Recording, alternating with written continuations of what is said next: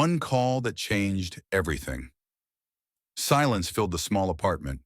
Only the ticking of an old clock broke the stillness, counting the slow minutes of solitude. Outside, a gentle breeze rustled the golden autumn leaves. Margaret sat curled up in her worn-out armchair, wrapped in a wool shawl. The room smelled faintly of dried apples, old books, and a quiet sadness.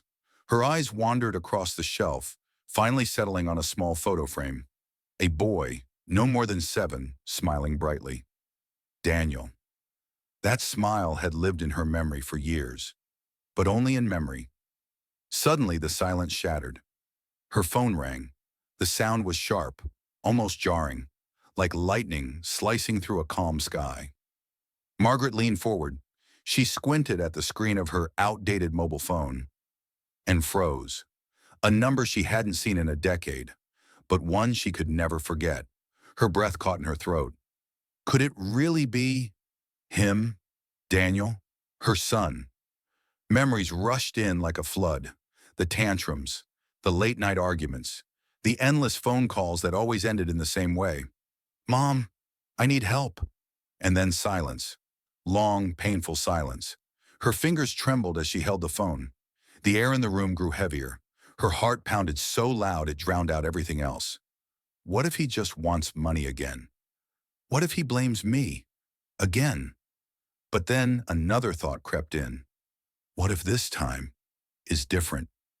She took a shaky breath and pressed the answer button. Hi, Mom. Do you recognize my voice? It was him. That voice. A decade older, but unmistakable. Yes, Daniel. I recognize you, she whispered. Her throat tightened. Tears already welled up. Her husband, who had been reading nearby, looked up. The change in her tone said it all. He stepped closer. Daniel? He asked softly.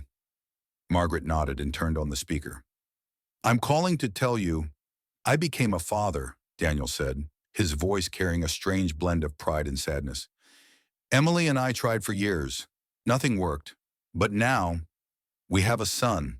His name is Ben. For a moment, Margaret said nothing. Her hand covered her mouth. Ben. She was a grandmother. Then Daniel continued. Mom, only now do I understand you. The worry, the pain, the sleepless nights.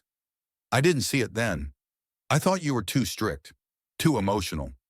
But now I see everything. He paused. I'm not calling to ask for anything. I'm calling to say I'm sorry. A tear slipped down Margaret's cheek. I want Ben to know you, to know where he comes from. I want him to have a grandmother and a grandfather. We would love for you to visit. Margaret couldn't speak. Her heart was overflowing. 10 years of silence, shattered by a few honest words. Mom? Are you still there? Daniel's voice cracked slightly. Afraid. She closed her eyes and whispered, Yes, my son. I hear you. I'll come. The call ended, but the moment stayed. She sat still, phone clutched in her hands, staring into space. The air felt lighter, like something long buried had been released. Finally, she stood up, walked to the old wardrobe, pulled out a suitcase. She packed slowly, with care, her fingers brushing over fabrics, memories stitched into each fold. A scarf Daniel had given her as a child, a photo of him with his first school bag. She hesitated, then placed both in the suitcase. As she zipped it closed, her husband asked gently, What now? She looked at him, eyes shimmering. He's waiting for us. We have to go. They left early the next morning. The drive was quiet, each mile shedding years of pain. The closer they got, the more Margaret's hands trembled, but her heart was steady. The house was modest, a little white fence, toys in the yard, and there he was, Daniel, standing on the porch, holding a child in his arms.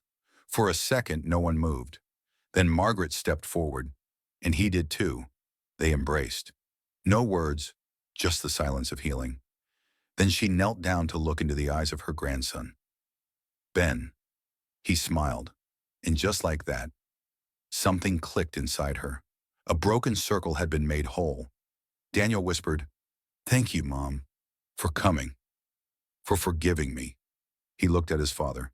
And thank you, Dad. Margaret stroked Ben's soft hair. All the years of silence, regret, and pain faded. Now there was only this: love, family, a second chance. Sometimes it only takes one call, and for Margaret, that call changed everything.